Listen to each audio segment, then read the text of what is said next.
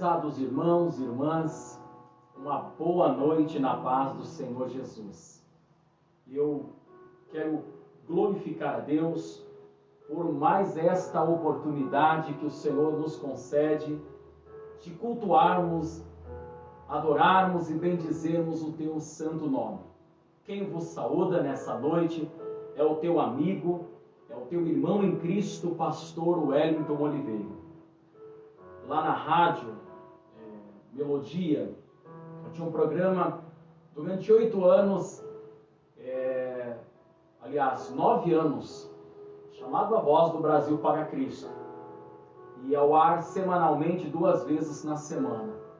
E eu sempre dizia que quem estava saudando eles era teu irmão em Cristo, mas dizia que, acima de tudo, era o seu amigo. Porque o amigo eu entendia que era aquele que fala a verdade. Por mais que seja difícil ouvi-la, ela produz libertação. A verdade liberta. A verdade destranca tudo. A verdade desamarra. E eu espero ser de novo um amigo que diga a verdade em Cristo Jesus para a sua vida. Que possamos cultuar com bastante alegria, com bastante regozijo, celebrar ao Senhor, louvá-lo através dos louvores que serão entoados e posteriormente nós vamos ouvir uma palavra do Senhor, uma palavra de Deus para as nossas vidas. Eu não sei como está a sua casa. Talvez você que está me ouvindo agora ao vivo, assistindo, ou vai acompanhar depois que este vídeo já estiver gravado. Bom, eu espero que eu te encontre usufruindo das mais ricas e perfeitas bênçãos de Deus, com saúde. Os teus muros dentro da tua casa haja paz em nome de Jesus. Gostaria de estar junto com os irmãos. Nós sabemos que a nossa realidade no momento é outra. Estamos também cultuando ao Senhor neste novo ambiente que Deus tem nos preparado. Confesso para os irmãos, sinto saudade sim dos irmãos, contexto de igreja, sinto, mas tenho aprendido a essência do verdadeiro adorador, que produz a sua adoração independente do monte, independente da localidade, mas ele faz isso em espírito e em verdade. E nós temos experimentado disso aqui na nossa casa. Eu espero que você também tenha experimentado, esteja experimentando disso aí aonde você está, em nome de Jesus. Uma saudação muito especial aos nossos irmãos da igreja sede de Botucatu, da igreja da nossa Vila Antártica, Igreja Brasil para Cristo, ali na Vila Antártica. Enfim, a todos que me ouvem, amigos, parentes, irmãos, talvez você que eu não conheça, mas eu deixo a minha saudação em nome de Jesus. Antes de nós invocarmos ao Senhor, para que Ele continue participando conosco deste culto, eu quero ler um versículo da palavra de Deus. Depois nós vamos orar, vamos adorar a Deus e na sequência ouvir a sua boa palavra. Apocalipse capítulo de número 2 e o versículo de número 7. Livro do Apocalipse, capítulo de número 2 e o versículo de número 7. Nos diz assim a palavra do Senhor: abra o teu coração para ouvir a voz de Deus nessa noite. Quem tem ouvidos, ouça o que o Espírito diz às igrejas. Ao que vencer, dar-lhe-ei a comer da árvore da vida, que está no meio do paraíso de Deus. Que coisa gloriosa! Palavra poderosa que o Senhor Jesus emite a igreja de Éfeso. E eu, quando olhei para este versículo, eu me lembrei do que Adão e Eva desprezou. Eles preferiram comer a árvore proibida, o fruto proibido, da árvore do conhecimento do bem e do mal. Se privaram de experimentar da árvore da vida. Que nós possamos não desprezar, não despreze essa árvore. Não despreze, porque o Senhor tem um convite para nós aqui nessa noite. Um convite para que venhamos vencer e assim comemos da árvore da vida que está no paraíso de Deus. Está reservada, está guardada, o seu fruto está ali. E o Senhor tem o desejo de me alimentar e te alimentar. Vida eterna, regozijo eterno com Cristo Jesus, nosso Salvador. Nós vamos orar. E eu quero convidá-los aí na sua casa, no ambiente onde você está agora. Você que pode, é claro, procure se organizar. Procure evitar agora, é um conselho, o excesso de movimento. Procure cultuar ao Senhor. Nós estamos 2 dias na semana com este projeto. Pouco diante do tamanho assim, do merecimento do nosso Senhor e do prazer de estarmos nesse ambiente de culto. Então, que você possa utilizar desta 1 hora e apresentar o teu melhor ao Senhor, em nome de Jesus. Vamos falar com Deus? Vamos orar? Eu quero orar pela minha vida, sua vida. Nós vamos invocar o nome do Senhor aqui nessa noite, em nome de Jesus. Oremos. Grande Deus e grande Pai, Pai de nossas vidas e do nosso Senhor e o nosso Salvador Jesus Cristo, nós entramos mais uma vez na Tua presença nesse dia para juntos adorarmos, bendizermos e exaltarmos o Teu santo e maravilhoso nome. É uma alegria, um privilégio estarmos mais uma vez diante da presença do Senhor para oferecer a Ti, ó Deus, um culto racional. Como eu gosto de dizer, um culto de gente grande. E aí eu não estou dizendo, Pai, que crianças não podem participar. Eu estou dizendo um culto com responsabilidade, um culto maduro, sem meninice, um culto amadurecido, como merece o Senhor que está conosco aqui nesse momento. Ó Deus, visita-nos aqui nesta noite. Visita o Teu Filho aí aonde ele se encontra agora. Não sei, Pai, como é que esta casa está, como é que esta família se encontra nessa noite. Mas eu te peço, meu Deus, visite esse lar, visite esta casa, visite este coração, Senhor, este ambiente. Traga paz, a que excede todo entendimento, aquela que não dá para explicar, a paz do nosso Senhor Jesus Cristo. Ó Deus, se alguém enfermo, cuide desta pessoa, toque as Tuas mãos poderosas, e que no nome de Jesus Cristo, Senhor, venha repreender a enfermidade da Tua vida, da Tua família. Em nome de Jesus Cristo, que você comigo possa oferecer o Teu melhor louvor, a Tua melhor adoração. Se for o nosso último culto, eu não digo só nesse ambiente online, se o Senhor vier arrebatar a igreja, que possamos marcar esse dia, dando ao Senhor o nosso melhor, dando o melhor da nossa adoração, o melhor do nosso ser para ouvirmos a Sua palavra. Em nome de Jesus, fique nos cuidados de Deus. Que no nome de Jesus você e a sua casa agora seja protegido pelas mãos do Senhor. Fique seguro no esconderijo do Altíssimo. Ali vai ficar tudo bem. Ali você vai estar bem guardado.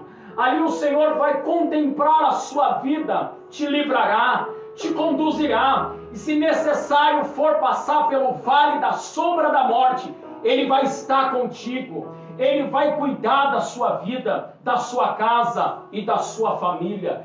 Que no nome de Jesus nós possamos viver um tempo que o Senhor marcou para nós aqui. Nós te pedimos, ó Deus, em nome do teu Filho amado Jesus, e nós te agradecemos. Amém. E graças a Deus. Vamos adorar ao Senhor? Eu saúdo os irmãos com a paz do Senhor Jesus. Nós vamos adorar nessa noite o hino da harpa, o número 15. Há uma chamada do Senhor para que nós venhamos entender a salvação, para que nós venhamos valorizar a salvação. Ou se você ainda tem desprezado, ou você está parado diante de uma reconciliação com o Senhor, nessa noite Ele te chama para que Ele restabeleça a aliança contigo. Vamos adorar ao Senhor. Aleluia. Vamos adorar comigo? Oh, quão cego andei e perdido vaguei, longe, longe do meu Salvador.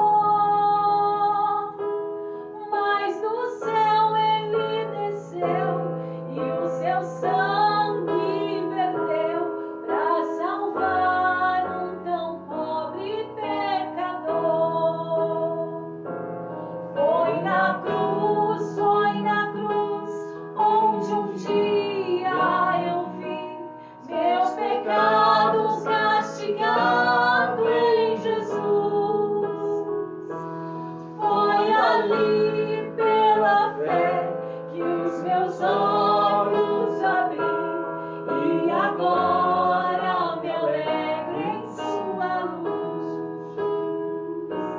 Eu ouvia falar dessa graça sem par que do céu trouxe o nosso Jesus. Mas eu surdo me fiz, converter-me não quis ao Senhor que por mim morreu na cruz. Foi na cruz, onde um dia eu vi meus pecados castigados em Jesus. Foi ali pela fé que os meus olhos abri e agora me alegro em sua luz. Mais um dia senti meu pecado e vi sobre mim a espada da lei. Apressado fugi, em Jesus me escondi e abrigo seguro nele achei. Vamos adorar. Foi na cruz, onde um dia eu vi meus pecados castigados em Jesus. Foi ali pela fé que os meus olhos abri e agora me alegro em sua luz.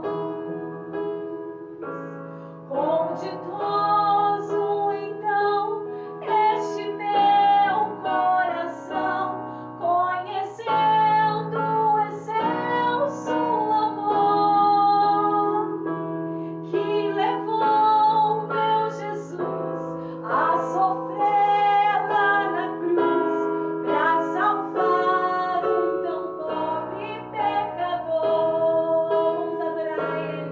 Foi na cruz, onde um dia eu vi meus pecados castigados em Jesus. Foi ali pela fé que os meus olhos abri e agora me alegro em sua luz. Aleluias. Que nós possamos ser gratos ao Senhor pela salvação que Ele se fez por nós naquela cruz maldita. Aleluias. Que prazer ouvir essa canção e entoá-la ao Senhor. O dia em que nós o reconhecemos como nosso Senhor, como nosso Salvador, através do Espírito Santo, fez esta obra de conversão no nosso coração. Que privilégio, irmãos. Qualquer coisa, mediante a isso que o Senhor nos der, vou usar uma expressão talvez mais popular, é lucro, é benefício. Não precisa de mais do que isso. Um dia o Senhor, o Espírito Santo, me inspirava a trazer uma mensagem dizendo sobre a mensagem da cruz. Eu disse que se nós vivêssemos ela na sua essência, não precisaria das cartas dos apóstolos, não precisaria de tantas coisas que foram necessárias ser aplicadas. Se nós vivêssemos a essência. Mas o Senhor é tão misericordioso que Ele traz uma margem de coisas e de posicionamento para nos colocar no seu trilho, para que nós não venhamos a perder a essência, a salvação, a mensagem da cruz. Quando nós olhamos a essência dela, seria o suficiente para não mais pecarmos, para vivermos uma vida fiel e devota ao Senhor. Só ela já nos bastaria. Que amor glorioso é esse. Bom, meus amados, eu preciso fazer hoje uma observação sobre o assunto que eu tratei com os irmãos da ceia do Senhor. Eu vou procurar ser bem sucinto, porque eu tenho uma margem bastante longa para que voltamos a falar sobre isso nos próximos cultos. Por quê? A previsão da nossa ceia está marcada para o dia 26 de abril. 26 de abril vai cair no domingo, tá bom? Então, 26 de abril vai cair no dia de domingo. Então, os irmãos, estamos dentro do mês ainda e eu vou estar marcando a nossa ceia para o dia 26 de abril. Nós temos um prazo, estamos dentro do mês. Pastor, a ceia é o primeiro domingo, a ceia é o segundo domingo. Pastor, calma. Irmãos, tenha muita calma em relação ao culto de liturgia que de repente você criou durante muitos anos na sua vida e às vezes te prende a uma data ou situações específicas. Nós estamos vivendo uma pandemia por toda a terra. Estamos nos habituando a lidar com tudo isso. Não seria prudente nesse momento, especialmente falando da igreja sede, onde eu tenho muitas pessoas que têm uma idade acima de 50 e 60 anos. Temos também ali na Vila Antártica crianças, mulheres, tendo em vista que nesses últimos dias as mortes relacionadas a pessoas de menor idade do que essa também foi um agravante. Nós vamos tomar uma medida de precaução, pelo menos nesse momento. Nós estamos aprendendo muito falar sobre a higienização dos utensílios, das coisas. E você sabe que a ceia ela é preparada pela mão humana. A simbologia dela, que é o pão e o cálice, eles são preparados pela mão humana. Não há como fugir disso. Não há como fugir disso. De maneira que as taças são colocadas e agrupadas em dezenas. São dezenas em um mesmo ambiente. E se eu fizer este trabalho hoje, nesse momento, na igreja, eu vou ter um volume muito grande de pessoas transitando, aguardando na porta. Então, esta ceia de abril, ceia de abril, tá bom? Não estou falando de maio, não estou falando para que os irmãos utilizem isso agora como uma doutrina. Daqui para frente eu vou tomar na minha casa. Calma, irmãos. Esse é o momento que está sendo necessário acontecer dessa maneira. Então, rapidamente aqui, falando para os irmãos. Primeiro, é muito bom a gente lembrar que, não sei se já aconteceu com você, de você ter tomado ceia numa igreja, na sua igreja, ter feito uma visita em uma outra localidade, e chegando lá era a Santa Ceia e você ter tomado novamente. Tem algum problema nisso, pastor? O problema não é quantas vezes se toma a Santa Ceia. A questão é que todas as vezes em que você estiver diante de um ambiente de ceia e o assunto abordado é, isso aqui é uma ceia do Senhor, o apóstolo Paulo, em 1 Coríntios capítulo 11, organiza a ideia original de Cristo sobre a função, o propósito e da Santa Ceia. Então a questão nunca é discutida de quantas vezes você vai tomar ou quando que você vai tomar, mas quando você for tomar. Quando você for tomar 1, 2 vezes, 3 no mês, a cada 2 meses uma, quando você for tomar. Por exemplo, o verso de número 25, fazer isso todas as vezes em que beberdes em memória de mim. E eu acho interessante o verso de número 33. Portanto, meus irmãos, quando vos ajuntais para comer a ceia, quando isso for feito, aí sim, há uma forma simbólica que o Senhor Jesus nos deixou como padrão de como realizá-la. Como que vai ser feita a nossa ceia? A nossa ceia vai ser feita online, via internet. De que maneira? Olha só, dia 26, tá longe, não tá? Dia 26, você vai preparar na sua casa, se preparar. Nós temos alguns presbíteros na igreja que vamos estar trabalhando por aqueles que realmente não vão poder estar realizando este culto online, pessoas mais de idade que não têm a prática via internet. No entanto, dia 26, culto após culto, eu vou estar falando sobre isso nos grupos. Você vai fazer o quê? Você vai comprar um suco de uva na sua casa. Suco de uva tem que ser o David, uva, tá bom? Você vai comprar o suco da uva e você vai pegar um pão puma, por exemplo, ou um pão francês. Corte os pedaços de números de componentes da sua casa que vão cear.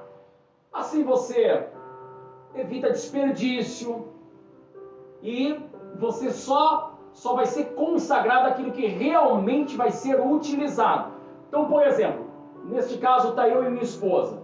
Você vai deixar 2 pedaços, não sei se está pegando aí, 2 pedacinhos para que seja consagrado. Você vai pegar na sua casa, às vezes você tem uma taça dessa. Nós temos algumas taças aqui em casa, que é aquelas compradas na loja de R$1. Ficam tão lindas. Para mim que gosto dessas lojas de conveniência. Bom, você pode pegar um copo, você pode pegar um copo americano, você pode pegar uma tacinha.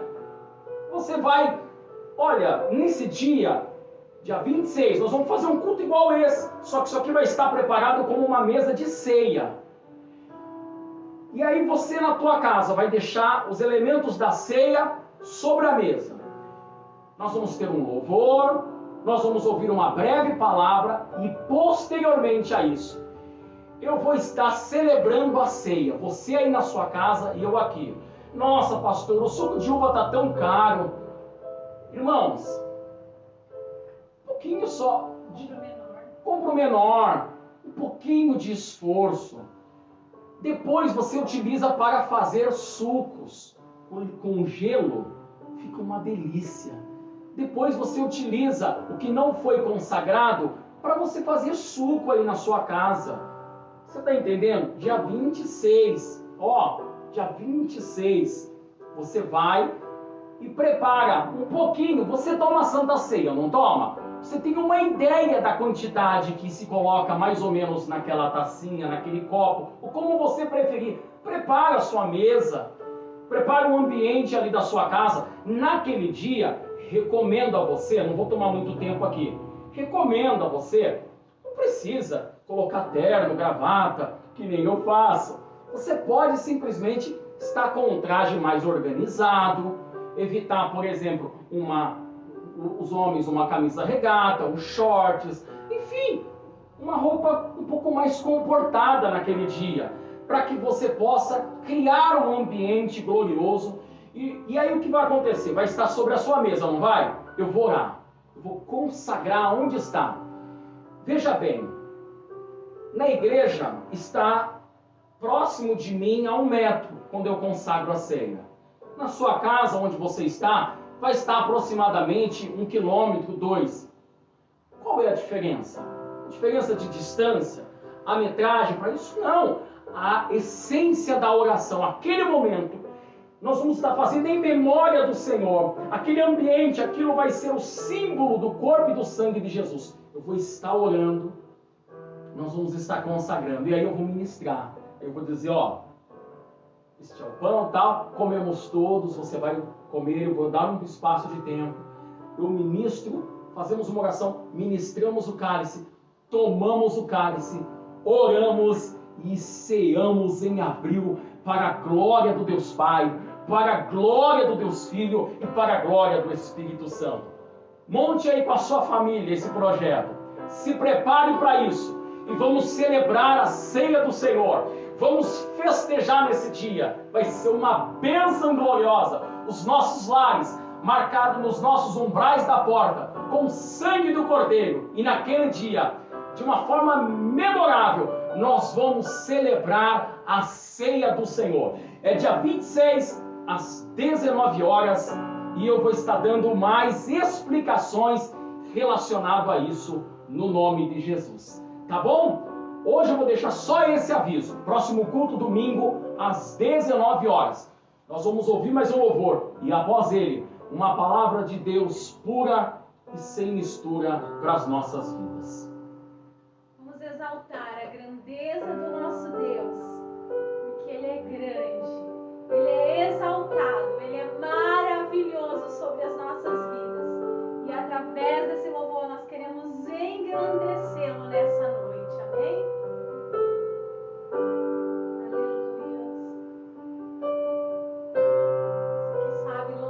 Aleluias.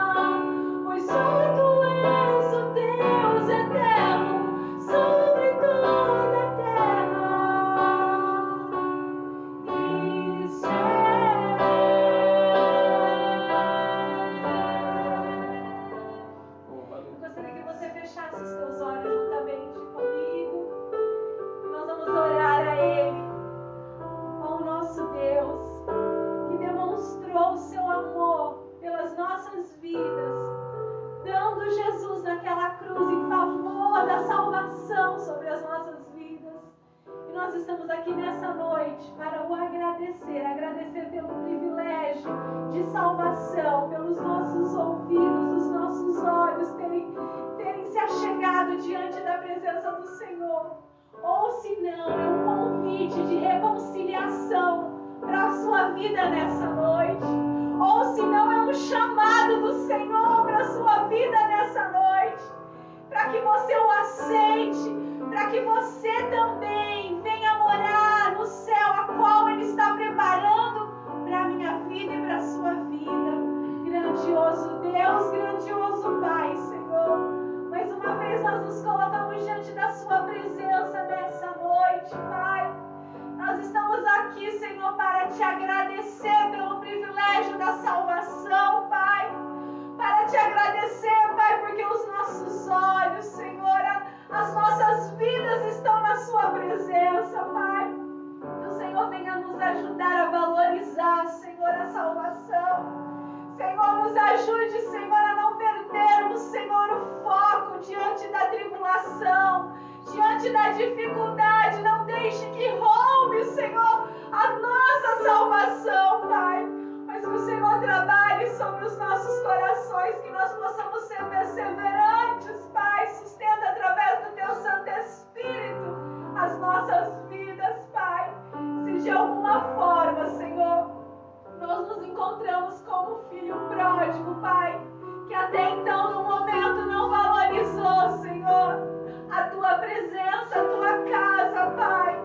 Que o Senhor venha nos perdoar, Senhor, nessa noite. Como a Tua igreja, Senhor, se nós tivemos atitudes como filho pródigo, Pai, que o Senhor venha nos perdoar, Senhor. Nós queremos nos reconciliar com o Senhor. O lugar mais seguro das nossas vidas, Senhor, é na Tua casa, é diante dos Teus olhos, é diante do Teu cuidado, Pai. E nós queremos participar, Senhor, de tudo isso. Nós queremos ser filhos, Senhor, responsáveis, obedientes, atentos à Tua voz, Pai. Fala conosco nessa noite, Pai. Como um Pai que nos ama, como um Pai que zela, como um Pai que muitas vezes precisa, Senhor, nos chacoalhar, Senhor. Fala conosco. Nós queremos ouvir os Teus conselhos e obedecer a Tua voz, Pai. É o que nós te pedimos nessa noite, em nome de Jesus. E te agradecemos. Amém. E graças a Deus. Aleluia. Amém. Glória a Deus. Eu quero ler um texto da palavra do Senhor, que se encontra em Apocalipse, no capítulo de número 2.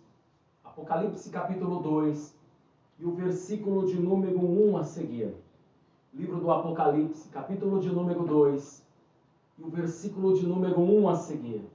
Eu peço que você abra o teu coração para ouvir a voz de Deus nessa noite, em nome do Senhor Jesus. Nos diz assim a palavra do Senhor: escreve ao anjo da igreja que está em Éfeso. Isto diz aquele que tem na sua destra as 7 estrelas, que anda no meio dos 7 castiçais de ouro. Eu sei as tuas obras, o teu trabalho, a tua paciência, e que não pode sofrer os maus. Puseste à prova os que se dizem apóstolos e não são, e tu encontraste os mentirosos. E sofreste e tens paciência, e trabalhaste pelo meu nome e não te cansaste.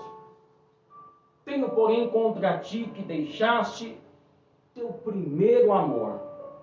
Lembra-te, pois, de onde caíste, e arrependa-te, e pratique as primeiras obras. Quando não, brevemente a te virei, e tirarei do seu lugar o teu castiçal, se não se arrependeres. Tens, porém, isto, que aborrece as obras dos nicolaítas, os quais eu também aborreço. Quem tem ouvidos, ouça o que o Espírito diz às igrejas. Ao que vencer, dar-lhe-ei de comer da árvore da vida que está no meio do paraíso do meu Deus, do nosso Deus.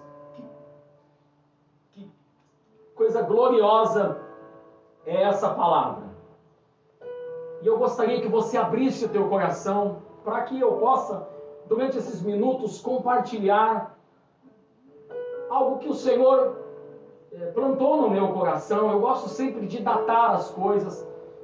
Foi no mesmo dia, no domingo, quando foi ministrado a sua palavra, que o Senhor nos deu a palavra sobre Jesus entrando em Jerusalém. Foi naquele mesmo dia que o Senhor trouxe ao meu coração, o que saltou ao meu coração foi justamente o verso de número 5. Lembra-te, pois, de onde caíste, e arrependa-te, pratique as primeiras obras.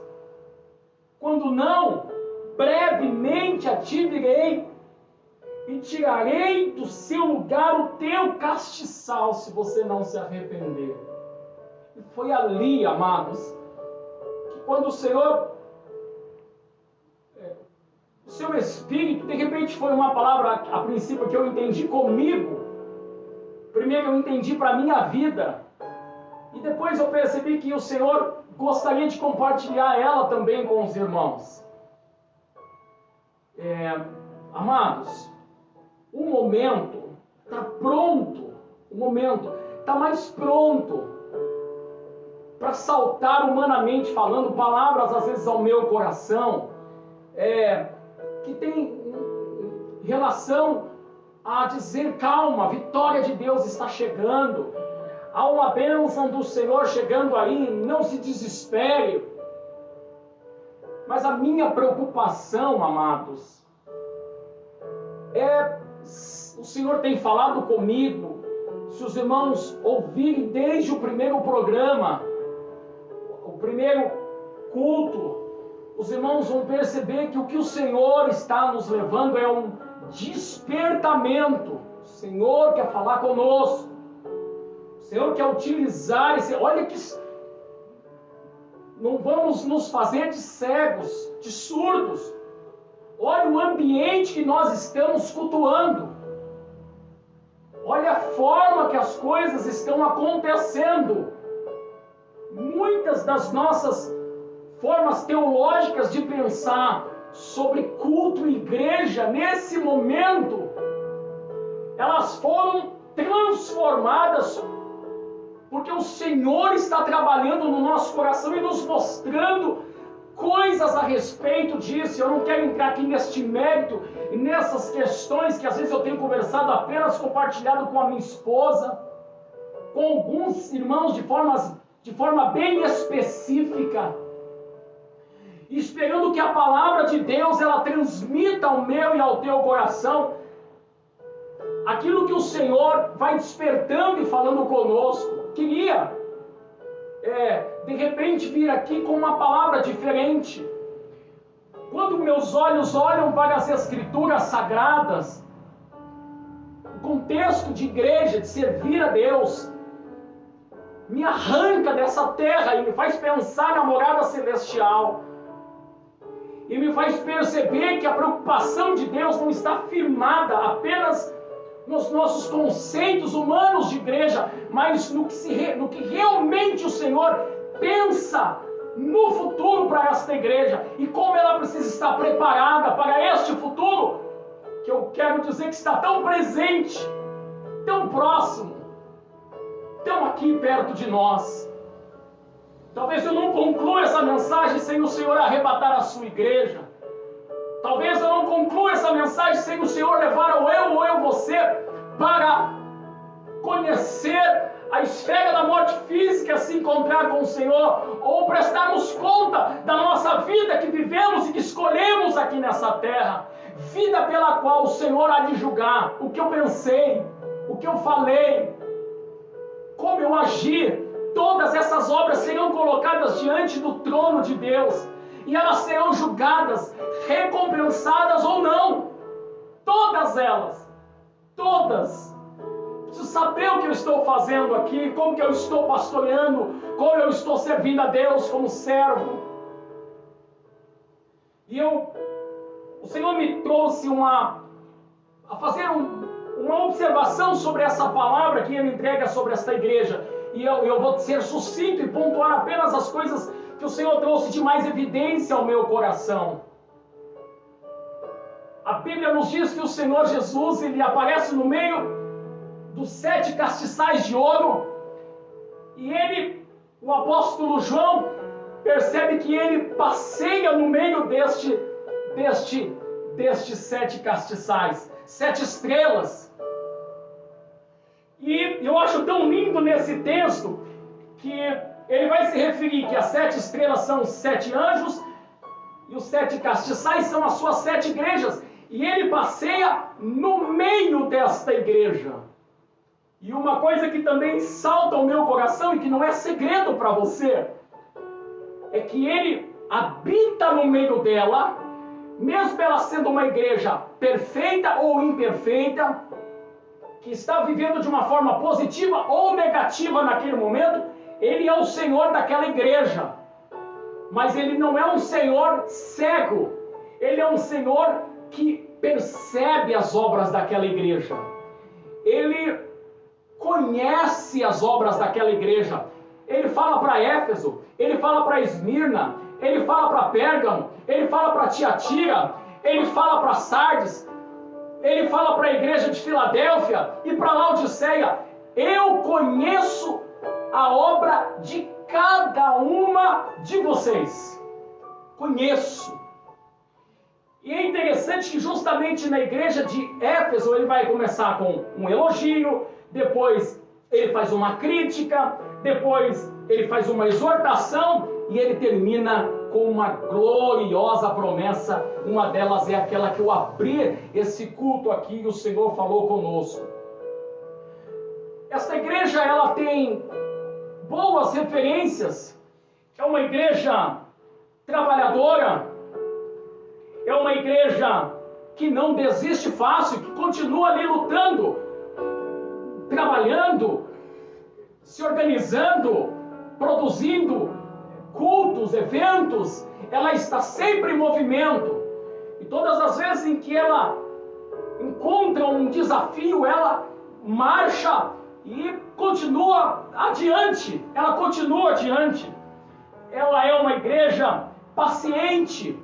Ela consegue produzir no meio das tribulações, porque a tribulação gera paciência. E no meio daquelas tribulações, ela persiste servindo a Deus. E isso aqui tem uma característica muito grande com pessoas que talvez eu estou encontrando agora aqui, ó.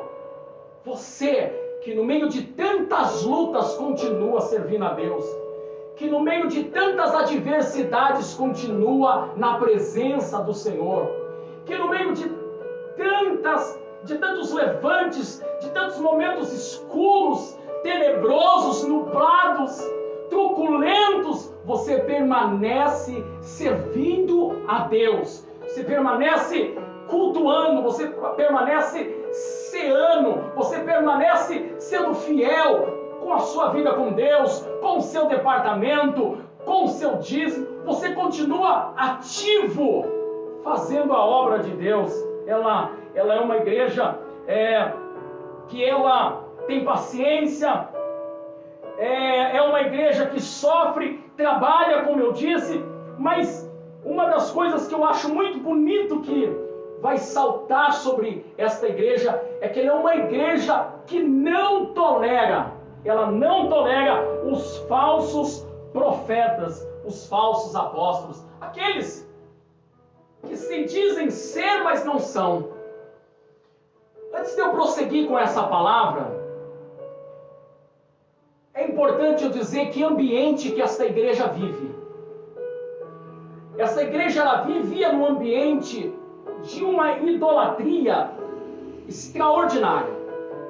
Uma das 4 maiores potências do mundo antigo era Éfeso. Imperava naquele ambiente daquela cidade uma deusa que era cultuada frequentemente, a deusa Diana, seu templo, isso era um templo grande, estrondoso, chegou a ser conhecido como, na época antiga, uma das sete maravilhas do mundo. E lá, amados, um homem de Deus, o apóstolo Paulo, ele vai fazer um trabalho junto com Priscila e Áquila. Olha, claro que aquela igreja depois passa por ela o próprio apóstolo João, Timóteo, mas eles vão fazer um trabalho extraordinário e destemido. Se você acompanhar a carta do apóstolo Paulo à igreja de Éfeso, uma igreja que merece uma carta, e naquela carta Paulo está preso, e não é uma carta para repreender, não é uma carta para chamar a atenção dos problemas que aquela igreja está vivendo, mas é uma carta que é aplicada para gerar conhecimento para aquela igreja. Uma igreja crescente, uma igreja fiel, uma igreja que produz ajuda, mesmo vivendo num ambiente hostil.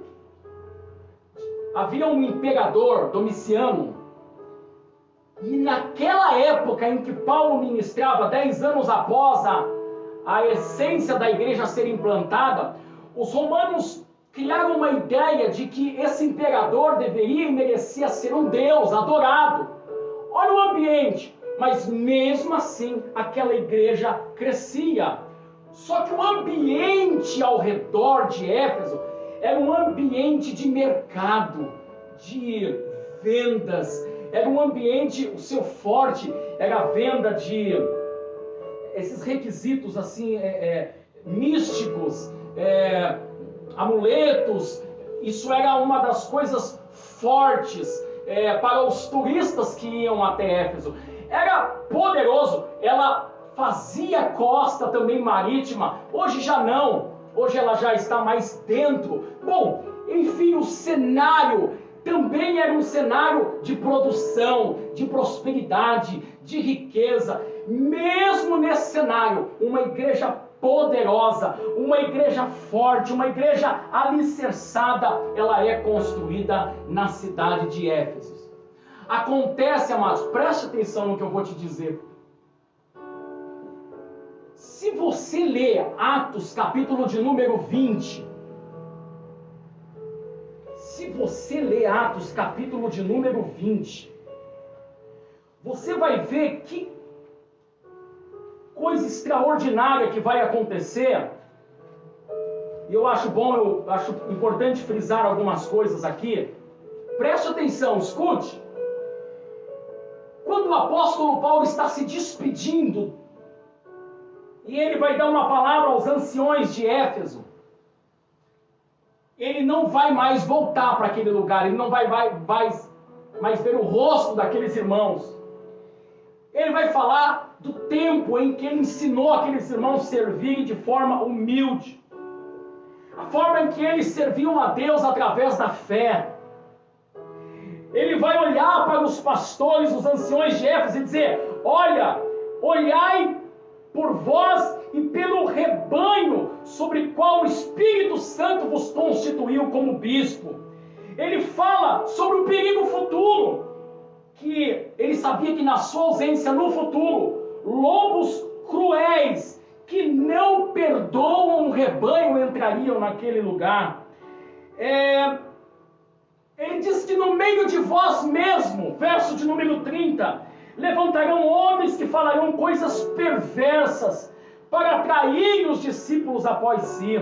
Pois, enfim, verso de número, aí no 31 ele fala vigia, e segue-se o texto dizendo que, olha a admoestação que ele vai fazer no 33, ninguém cobice prata, ninguém cobice ouro, vestes preciosas, vós bem sabeis que para o que me era necessário, isso eu vivia, isso convinha para a minha vida.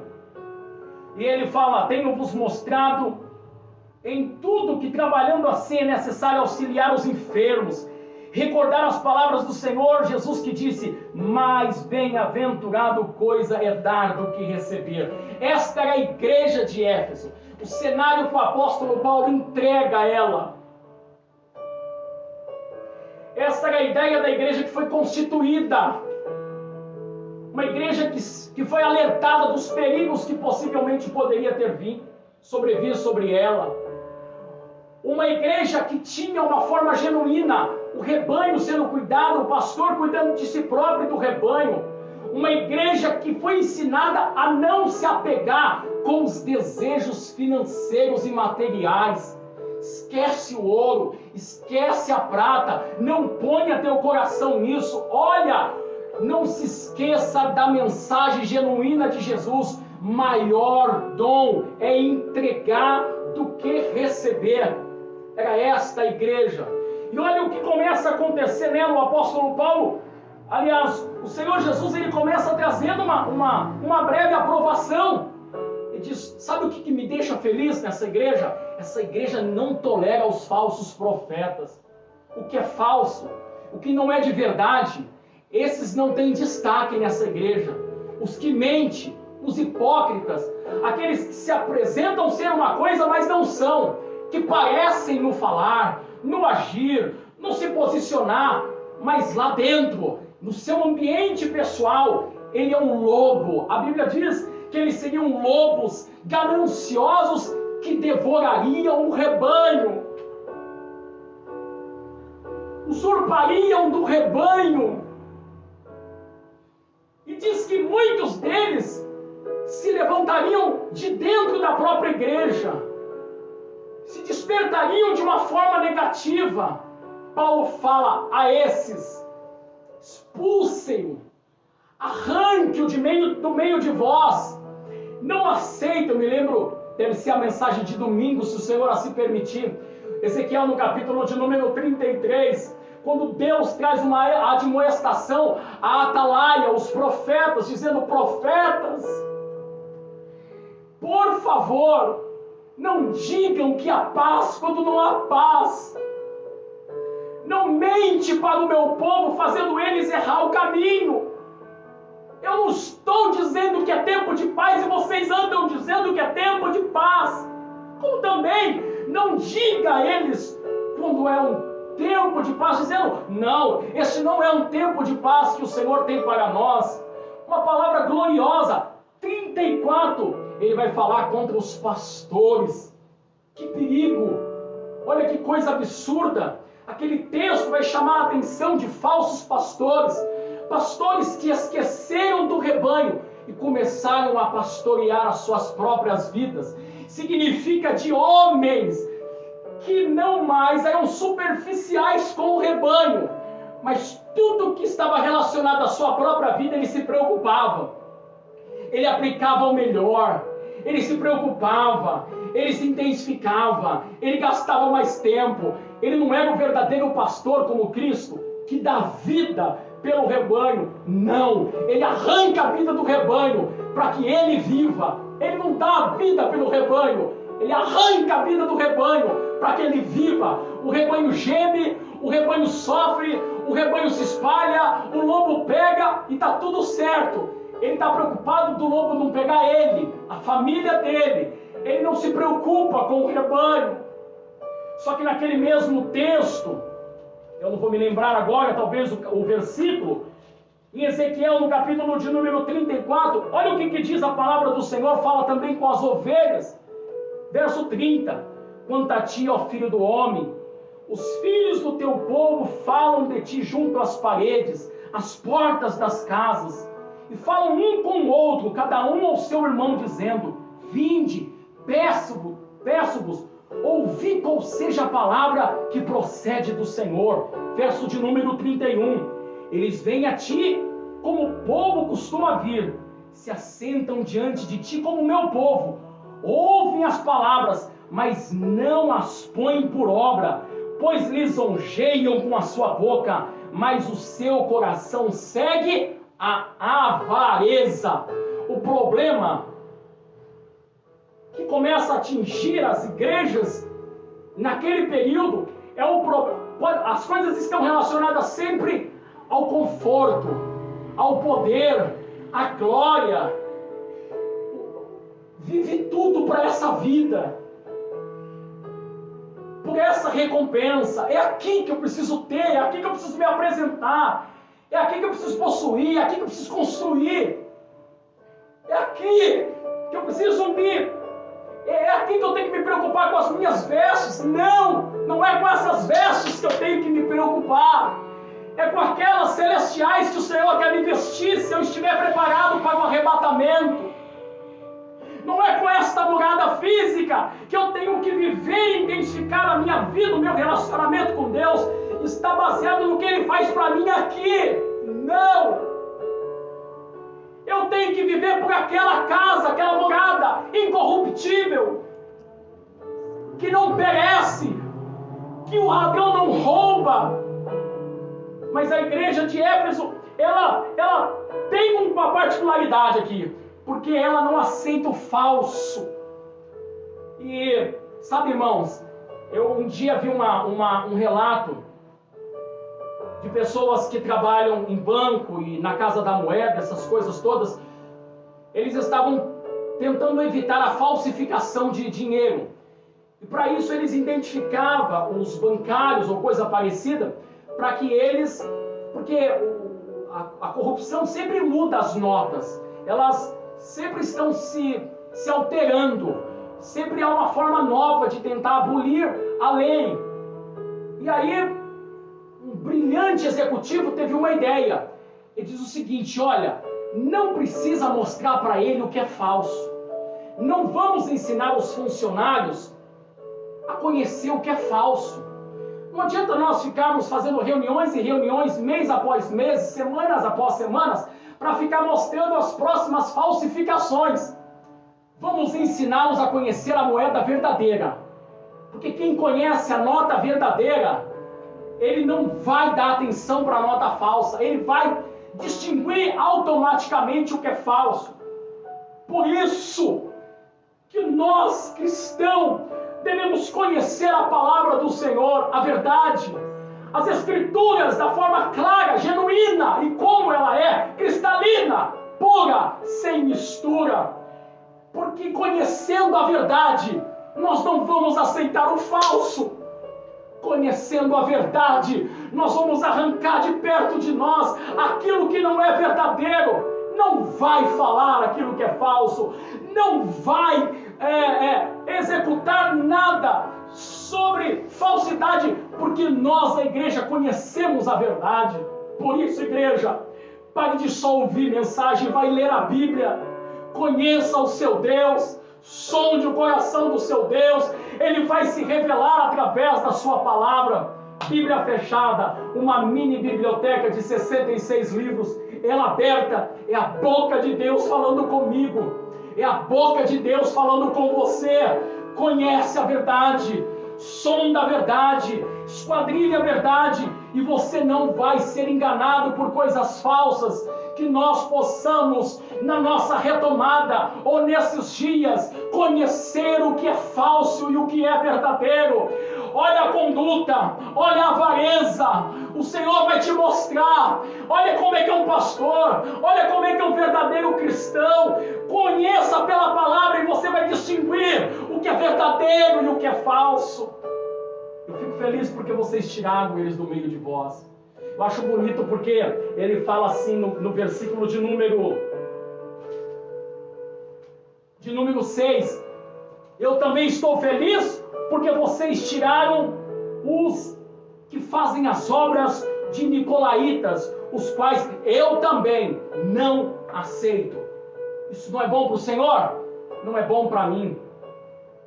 Não é bom para Deus? Não serve para mim. Não é plano de Deus? Não é plano para a minha vida. E essa seita, amados, sabe uma das coisas que elas infligiam dentro da igreja? Sabe o que o seu líder implantava na mente dos seus seguidores? Uma forma, serviam a Deus, mas administravam com uma forma superficial os pecados, especialmente alguns deles sexuais. De novo, carne, pessoal. De novo, aquilo que estava dentro do seu coração, os desejos humanos. E Jesus olha para aquela igreja e fala: se tem uma coisa que eu admito e que eu gosto de ver em vocês, por um Deus que sonda as suas obras, é que vocês não admitem que viva dentro da igreja pessoas que servem a Deus de forma superficial. Está um pouco alto, filho. Superficial não. E interessante que a seita dos nicolaítas, elas permitiam algumas carnalidades.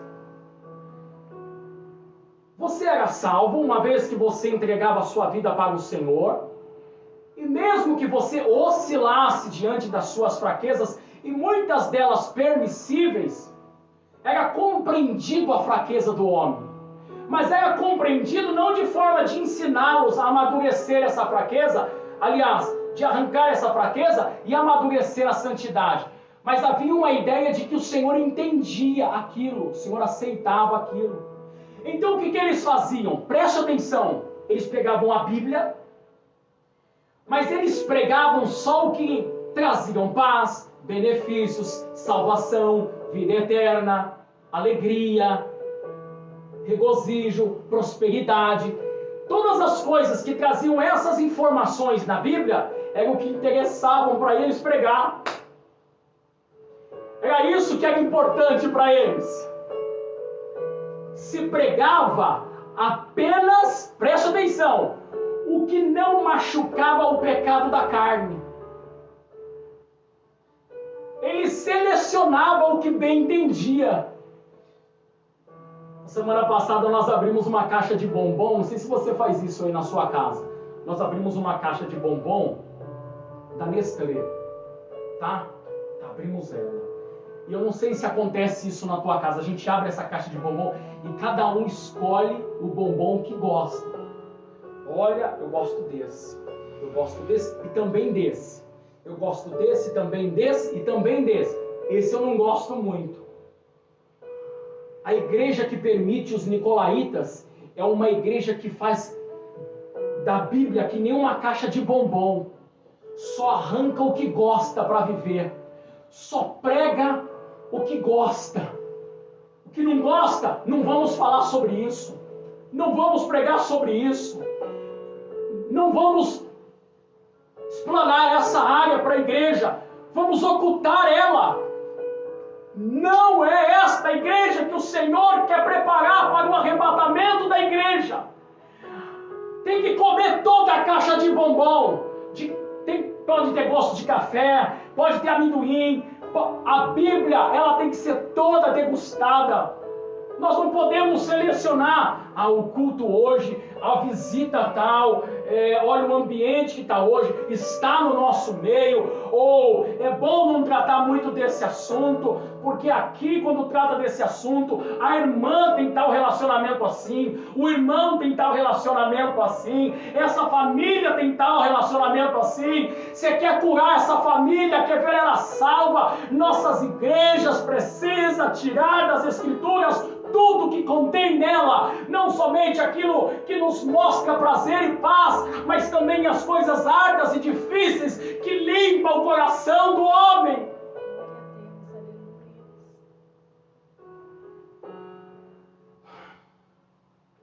Terminando, tem um problema com vocês. Vocês deixaram o primeiro amor. Essa carta fazia uns 40 anos aproximadamente que Paulo já tinha partido. Uma nova geração estava dentro dessa igreja. E essa geração sequente, ela se esqueceu do primeiro amor. É interessante, né, irmãos? Porque ela tem paciência, ela continua trabalhando, mas a essência, o primeiro amor se foi. Sabe um casamento em que o esposo fica com a esposa, ele trabalha, ele leva esse casamento ou ela até o fim com paciência, mas já não tem mais aquele primeiro amor. Agora só uma convivência fiel, uma convivência fiel. O juramento que eu fiz está de pé. mas a essência, o cheiro, a saudade, o melhor. Não é mais sobrevivência. O Senhor não quer mais sobrevivência, o Senhor quer o melhor. O Senhor não quer mais uma igreja que se mantenha, o Senhor quer a essência. É o melhor. Eu não vi a hora, eu sei, eu conheço pessoas, desculpa o que eu vou falar aqui, que não estão com saudade. Assim como o Senhor falou conosco que às vezes não sente saudade, porque não encontra mais no ambiente da igreja, o ambiente do primeiro amor.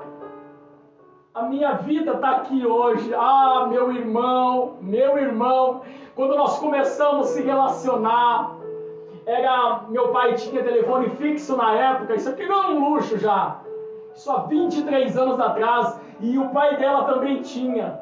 Meu pai abria a porta do quarto 3 horas da manhã, e eu estava ligando para ela com o telefone sem fio escondido no quarto, tentava apertar e desligar, não dava tempo.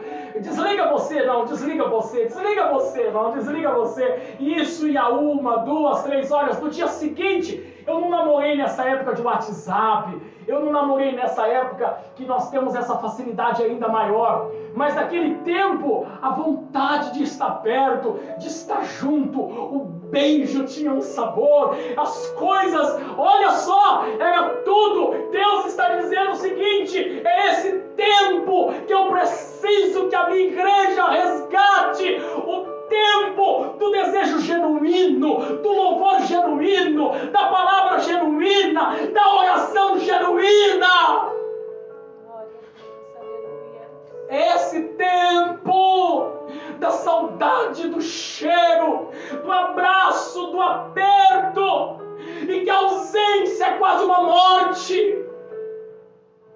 A ausência é quase um luto, é trevas, nada tá bom, nenhum ambiente tá bom se eu não estiver com ela, nenhum ambiente é tão gostoso se eu não estiver com ele. O primeiro amor era assim.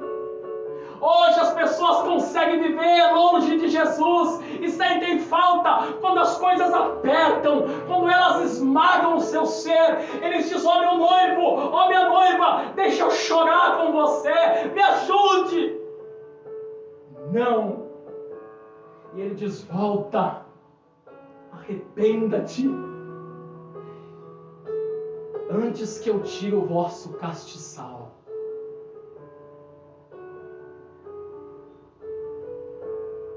Você já parou para pensar numa igreja sem o castiçal? O candelabro de ouro. Zacarias diz que representa os olhos do Senhor. Nas três bases de visão que havia dentro do tabernáculo, ela estava no santuário, no lugar santo, candelabro. Samuel um dia foi orientado a não deixar com que aquelas lâmpadas se apagassem. Aquilo tinha que ficar ligado. Aquilo representava a luz. Que coisa linda. Deixa eu olhar a hora. E eu acho tão bonito isso. Aquilo representava a luz. Eu peguei um texto da palavra de Deus, eu marquei rapidamente aqui, de Mateus capítulo 5, verso 14. Quando Jesus olha para o seu povo e diz: vocês serão a luz do mundo. Ele refere-se a si próprio como luz do mundo. Preste atenção. Uma igreja não pode viver sem Jesus. Mais do que isso, havia uma essência da Trindade nesse lugar, mas eu quero trazer aqui para você que é interessante a gente pensar o seguinte: o candelabro, ele era feito de ouro. Presta atenção, uma peça só. Deixa eu te passar isso, por favor, que me veio à memória. Uma peça só, feita de ouro. Muitos estudiosos, eruditos no assunto, diz que essa peça unificada, uma só, 7 candelabros, um só, de ouro, era o mesmo material do ouro, fazia todas elas, não tinha emenda, representava a unidade. Unidade. Juntos. Irmãos,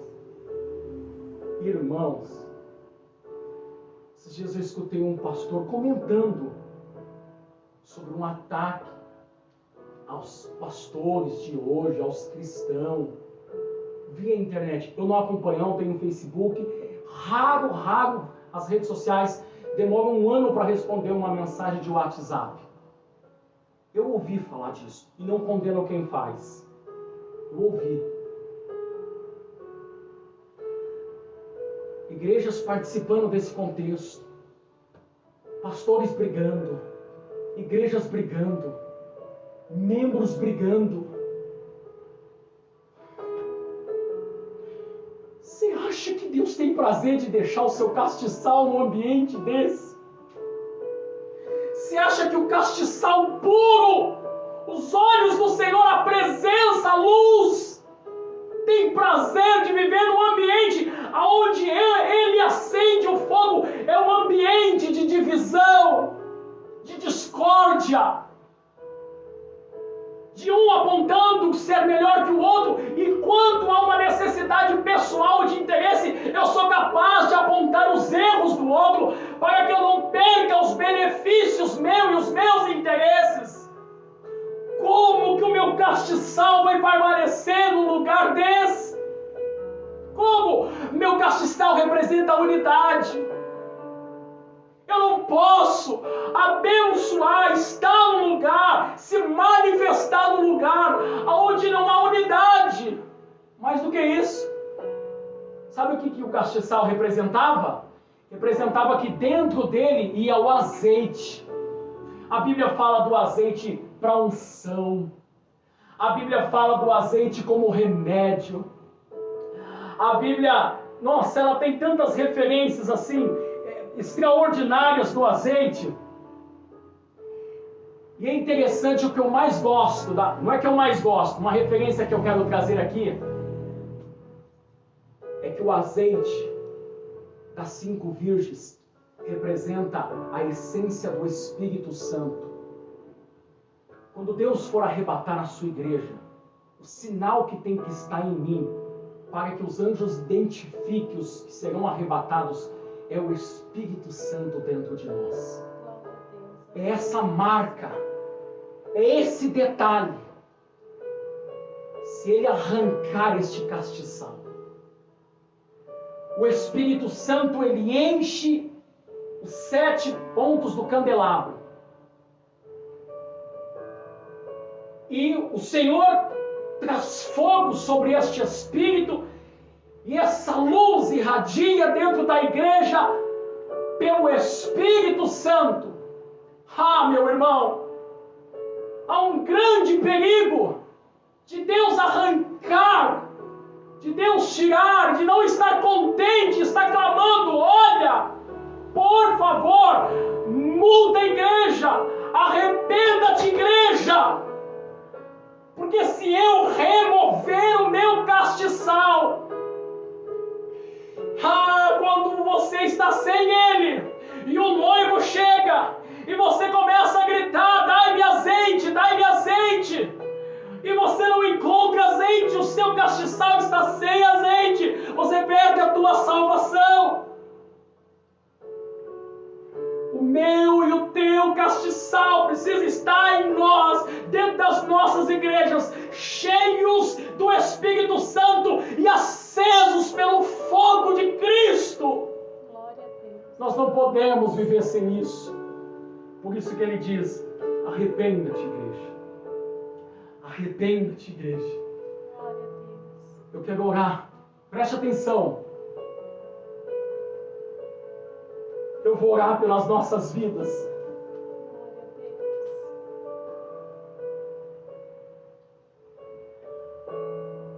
5 prudentes tinham azeite. As outras eram 10. Não foram todas por ser só virgem, por ser igreja. Mas as que tinham azeite, não é porque é igreja que a salvação está garantida. Não é por ser crente. Tem que ter o candelabro. Se o candelabro for removido, a igreja é uma igreja morta. As luzes que acendem esta igreja serão as luzes feitas pelas mãos dos homens. Os cânticos serão aqueles treinados pelos homens. A palavra será dada pela eloquência e capacidade dos homens. Mas a igreja do verdadeiro candelabro é uma igreja arrependida. É uma igreja que não aceita os falsos profetas. É uma igreja que não seleciona o que prega. É uma igreja que volta para o primeiro amor, genuinamente. Eu só posso virar uma igreja novamente se eu voltar às essências. Olha para onde você caiu. Veja como era antes. Perceba o que está faltando em você, ele diz. Lembra-te, pois, da onde caíste. Que coisa gloriosa. Bom, como eu disse, eu peguei um papelzinho aqui. A gente termina esse texto com uma promessa. Eu quero orar por você. Ao que vencer, ao que não permitir com que o candelabro saia do seu coração, o azeite, o Espírito Santo, a luz de Cristo, dar-lhe-ei de comer da árvore da vida que está no meio do paraíso do meu Deus. Sabe, queridos, preste atenção, a Eva e o nosso irmão Adão, para fazer os seus benefícios próprios, escolheram comer a árvore do conhecimento do bem e do mal, achando muito melhor, muito mais conveniente ser aplaudido, ter grandeza, conhecimento para viver nesta vida, do que propriamente comer a árvore da vida, a árvore que daria a vida eterna, a árvore aconselhada por Deus para as nossas vidas.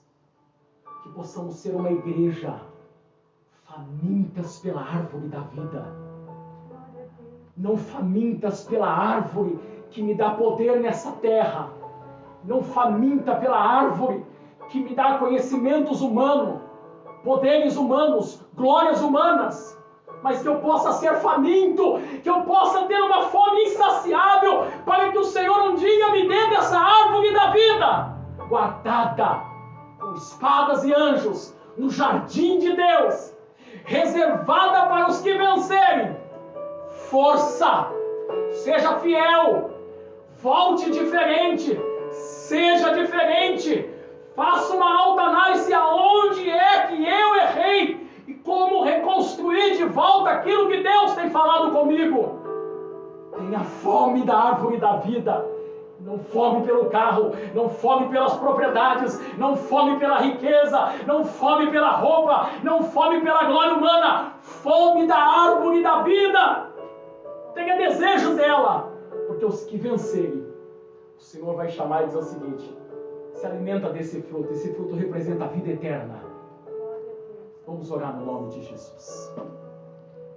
Grande Deus e grande Pai, eu entrego nas tuas mãos a minha vida e a vida dos teus filhos aqui nessa noite. Ó Pai, nós ouvimos a tua palavra. Nós sabemos que o Senhor conhece as nossas vidas, as nossas obras. E que muitos dos esforços físicos desta igreja eram esforços como um marido para manter um casamento, uma mulher para manter um casamento. Mas que o prazer, a essência, a dedicação, melhor, a pureza, a inocência. Engraçado, né, Pai? Que quando nós amamos no início do nosso relacionamento, não importa se a pessoa é rica, se a pessoa é pobre, Não importa se vai morar numa casa de pau a pique, de madeira, de chão rústico. Não importa se não tem viso. O amor é tão cego que não é a glória, não é a riqueza, não é a posse. Esse amor que o Senhor está nos chamando para buscarmos, sem interesse, genuíno. Ajude-nos. Ajude-nos a ser aquilo que o Senhor quer. Está perto o dia que o Senhor está nos dizendo: olha, eu vou vir. Eu quero vos indulgar. Brevemente eu virei. E os que estiverem vencidos vai comer da árvore da vida que está no paraíso do meu Deus. Que nós possamos nos preparar para isso. Em nome de Jesus. Amém. E graças a Deus. Que Deus abençoe a todos. Eu quero dar a bênção apostólica. Você possa estender as suas mãos e que o grande amor de Deus, a graça de nosso Senhor e de nosso Salvador Jesus Cristo, a comunhão e as consolações do Espírito Santo esteja com todos, hoje e para todos sempre. E todos dizem amém. Como vai ser agora o teu final de semana, igreja? De bênção, pastor, e o seu? Meu, de muita bênção. Deus abençoe a todos. Um beijo no coração. Ótimo final de semana e que Deus os abençoe.